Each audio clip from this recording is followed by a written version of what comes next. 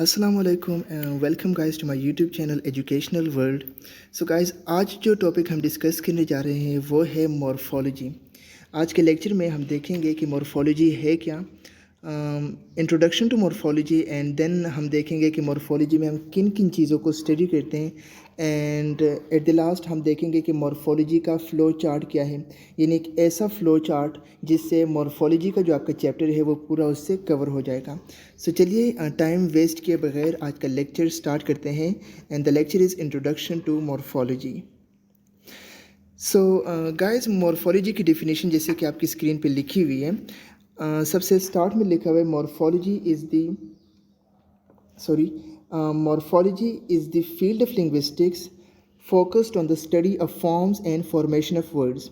यानी मॉर्फोलॉजी जो है ये लिंग्विस्टिक की एक फील्ड है जो कि किस चीज़ पे फोकस करती है, वर्ड की फॉर्मेशन और डिफरेंट फॉर्म्स ऑफ वर्ड। यानी हमारे पास अल्फाज कैसे बनते हैं, यानी वर्ड्स की formation of words, and then different forms of words, यानी अल्फाज की कितने किस्में होती हैं और एक लफ्ज़ कैसे बनता है। वर्ड्स की forms and formation of words की स्टडी को कहा जाता है मॉर्फोलॉजी। अगर हम एक और सिंपल सी डेफिनेशन देखें तो वो है the study of the structure and formation of words is called morphology.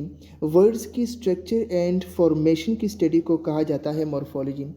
अब मॉर्फोलॉजी में कंसेप्ट आता है मॉर्फीम का। जैसे हमने फोनोलॉजी में फोनीम का कंसेप्ट पढ़ा, इसी तरह मॉर्फोलॉजी में मॉर्फीम का कंसेप्ट है। हमने पढ़ा था कि morpheme is the smallest meaningful significant unit of sound. वो साउंड का स्मॉलेस्ट सिग्निफिकेंट मीनिंगफुल यूनिट था। मॉर्फीम क्या है? It is the smallest then meaningful और significant unit of what? Grammar. यानी ग्रामर के सबसे छोटे मीनिंगफुल यूनिट को कहते हैं मॉर्फीम। फॉर एग्जांपल, जैसे कि लिखा हुआ है cat and then cats, mat, cook and cooked. अगर यहाँ पे हम एक मॉर्फीम कैट को देखें तो कैट जहाँ भी लिखा होगा इसका एक मतलब होगा कि मीन्स, जैसे उर्दू में इसकी मीनिंग है बिल्ली, ठीक है। इसी तरह अगर हम कुक की बात करें तो कुक होता है पकाना। अब ये एक मॉर्फीम है, इसकी अपनी एक मीनिंग है। अब ज़्यादातर स्टूडेंट्स ये सोचते हैं कि जो एस मॉर्फीम है जिसको हम मॉर्फीम कहते हैं, इसके क्या मीनिंग है। अगर कहीं पे एस लिखा है तो इसके तो कोई मीनिंग नहीं जनरेट होते। सो इस बात को समझना ज़रूरी है कि ये एस जब कैट के साथ लिख के उसको कैट्स बनाता है, सो हमें यहाँ से क्लियर हो रहा है कि एस के लगने से कैट की सिंगुलैरिटी उसके प्लूरलिटी में चेंज हो गई। यानी एस फंक्शन कर रहा है एक नाउन को प्लूरल बनाने में।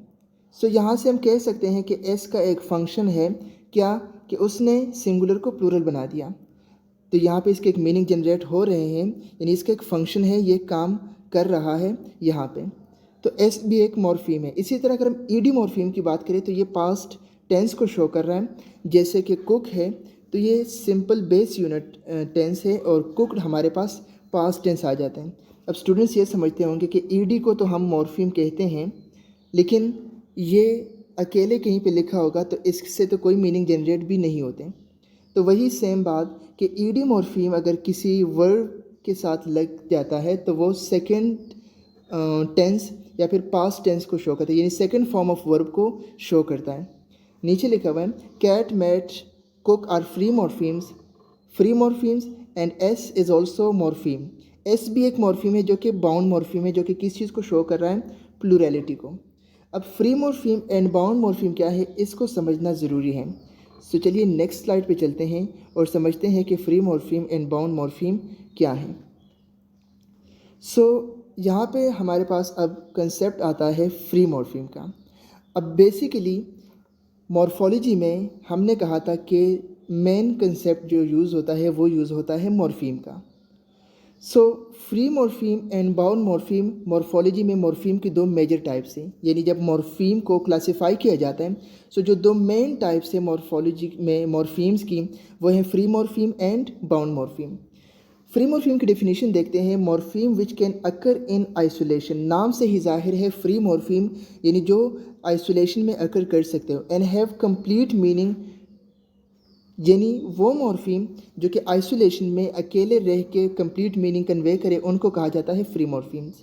फ्री मॉर्फीम जनरली क्या होते हैं? ये जनरली नाउन्स होते हैं, वर्ब्स होते हैं एंड साथ में एडजेक्टिव्स।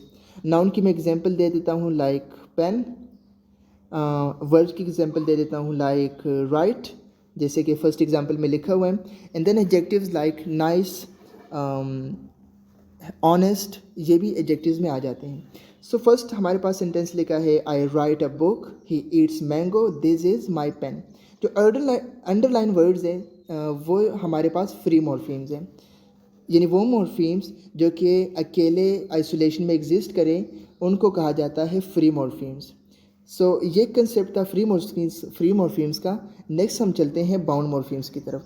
सो बाउंड मॉर्फीम क्या है? As opposite to the free morphemes, ये वो मॉर्फीम्स होते हैं जो कि आइसोलेशन में अकर नहीं कर सकते, which can not occur in isolation and have incomplete meaning when occur in isolation. अगर ये अकेले कहीं पे लिखे जाएं बाउंड मॉर्फीम तो इनके कोई भी मीनिंग जनरेट नहीं होते. फॉर एग्ज़ाम्पल, हमने स्टार्ट में ही लेक्चर के स्टार्ट में एक चीज़ कही थी कि जो हमारे पास एस मॉर्फीम है ये भी एक मॉर्फीम है, और हमने वहीं पे कहा था कि एस इज़ ऑल्सो मॉर्फीम जो कि बाउंड मॉर्फीम है. सो बाउंड मॉर्फीम के नाम से जाहिर है ये ऐसे मॉर्फीम है जो कि किसी दूसरे मॉर्फीम के साथ बाउंड होकर अपनी मीनिंग जनरेट करते हैं. बाउंड मॉर्फीम हमेशा फ्री मॉर्फीम के साथ अटैच होते हैं, जो कि सेकंड बात लिखी, they always attach with the free morphemes. ये हमेशा फ्री मॉर्फीम के साथ लग के उसके साथ अटैच होकर अपनी मीनिंग जनरेट करते हैं. ये जनरली प्रीफिक्सेस और सफिक्सेस होती हैं. जैसे कि अगर हम कैट्स देखें, अगर हम सिंपल लिखें कैट, तो ये एक सिंगुलर नाउन है कैट. अगर हम इसके साथ एस लगा दें कंप्लीट, सो देन ये बन जाएगा कैट्स. अब यहाँ पे एस जो है ये एक मीनिंग जनरेट कर रहा है जो कि प्लूरल बना रहा है एक नाउन को सिंगुलर से प्लूरल. सो एस जो है ये एक सफिक्स है. सफिक्स वो होते हैं जो कि किसी वर्ड के एंड में आए, प्रीफिक्स वो होते हैं जो किसी वर्ड से पहले आए. प्रीफिक्सेस जो वर्ड से पहले आते हैं एंड सफिक्सेस जो वर्ड्स के बाद में आते हैं. सो इसी तरह हमने कुक के साथ ईडी लगाया जो कि कुकड बन गया, और प्ले के साथ आईएनजी लगा दिया जिससे हमारे पास कॉन्टीन्यूस टेंस शो होता है. एंड इररेलेवेंट जो कि रेलेवेंट के साथ हम आई आर प्रीफिक्स लगा के उसको इररेलेवेंट बना देते हैं, ये भी एक बाउंड मॉर्फीम है. बाउंड मॉर्फीम के नाम से याद रखें कि ये ऐसे मॉर्फीम है जो कि आइसोलेशन में एग्जिस्ट नहीं कर सकते एंड हमेशा फ्री मॉर्फीम के साथ अटैच होकर अपनी मीनिंग जनरेट करते हैं. सो ऊपर वाली एग्जांपल में जो री और इर है ये प्रीफिक्सेस हैं, जो एस है E D I N G ये सफिक्सेस है, और ये सारे क्या हैं? ये हैं बाउंड मॉर्फीम्स. अब चलते हैं फ्लो चार्ट की तरफ, जिसका मैंने स्टार्ट में जिक्र किया कि एक ऐसा फ्लो चार्ट जिससे आपके मॉर्फोलॉजी में, मतलब मॉर्फोलॉजी का पूरा चैप्टर आपका क्लियर हो जाएगा. सो मैंने जिक्र किया था कि मॉर्फोलॉजी में बेसिक कंसेप्ट यूज़ होता है मॉर्फीम का, जैसे कि फोनोलॉजी में फोनीम का, सो मॉर्फोलॉजी में मॉर्फीम का. अब मॉर्फोलॉजी के दो मेजर कैटेगरीज हैं, मतलब मॉर्फीम्स के, सॉरी टू से, मतलब मॉर्फीम के दो मेजर कैटेगरीज हैं, एक है फ्री मॉर्फीम, दूसरा है बाउंड मॉर्फीम. अब नेक्स्ट लेक्चर्स में हम जो चीज़ें डिस्कस करेंगे वो यहाँ पे मैं आपको बता देता हूँ.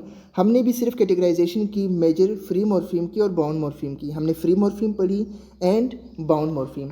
अब फ्री मॉर्फीम के आगे दो फर्दर टाइप्स है, lexical morphemes and functional morphemes, और इसी तरह बाउंड मॉर्फीम के आगे टाइप्स है डेरिवेशनल मॉर्फीम एंड इन्फ्लेक्शनल. अब ये लेक्सिकल, फंक्शनल, डेरिवेशनल एंड इन्फ्लेक्शनल ये मॉर्फीम्स होते क्या हैं ये आप नेक्स्ट लेक्चर में आप नेक्स्ट लेक्चर में हम इसको पढ़ेंगे कि ये क्या होते हैं एंड कैसे नए वर्ड्स बनते हैं मॉर्फोलॉजी में. फ्री मॉर्फीम्स के फर्दर टू ही टाइप्स है, लेक्सिकल एंड फंक्शनल, लेकिन बाउंड मॉर्फीम्स के आगे फर्दर कैटेगराइजेशन होती है डेरिवेशनल और इन्फ्लेक्शनल में. डेरिवेशनल में प्रीफिक्सेस और सफिक्सेस आ जाती हैं और इन्फ्लेक्शन में सिर्फ सफिक्सेस आती हैं. सबसे पहले हम लेक्सिकल की तरफ देखते हैं. यहाँ पे जो लिखा हुआ है कि adjectives carry content of messages, ये नाउन्स, वर्ब और एडजेक्टिव्स होते हैं, यानी ये वो लैंग्वेज के वो यूनिट्स होते हैं जो कि पूरे के पूरे मैसेज को कैरी करते हैं. उसके बाद है फंक्शनल मॉर्फीम, इसमें ज़्यादातर प्रीपोजिशन आती है. ये वो वर्ड्स होते हैं जो कि लैंग्वेज के वो यूनिट्स जो कि फंक्शन करते हैं, जैसे कि हम कहें कि इन, ऑन, एट, प्रीपोजिशंस, आर्टिकल्स, ये सारे आते हैं फंक्शन में. डेरिवेशनल में प्रीफिक्सेस एंड सफिक्सेस आ जाती हैं, जिनमें हम प्रीफिक्स लगा के एक नया वर्ड बनाते हैं, मतलब डिराइव करते हैं एक नया वर्ड, सफिक्स लगा के एक नया वर्ड बनाते हैं. वो सारा कुछ कैसे होगा, नया वर्ड कैसे बनता है एक वर्ड से, वो हम नेक्स्ट लेक्चर में सीखेंगे. एंड देन लास्ट है इन्फ्लेक्शनल. इन्फ्लेक्शनल ये ऐसे मॉर्फीम है जो कि किसी वर्ड के साथ लगने के बाद उसका क्लास चेंज नहीं करते. सो लास्ट स्लाइड की तरफ जाते हैं जो कि डिफरेंस है between free morpheme and bound morpheme.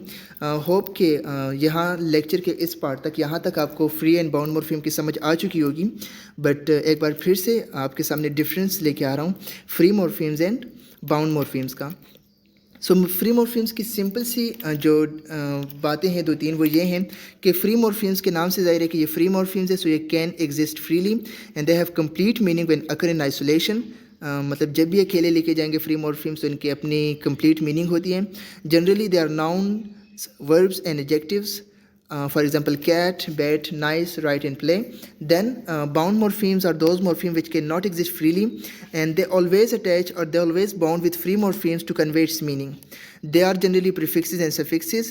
जैसे कि अगर री अरेंज, अरेंज एक वर्ड है, इसके साथ री लगा के नया वर्ड बन जाते हैं। रेलिवेंट के साथ आई आर एक प्रीफिक्स लगा के इररेलेवेंट।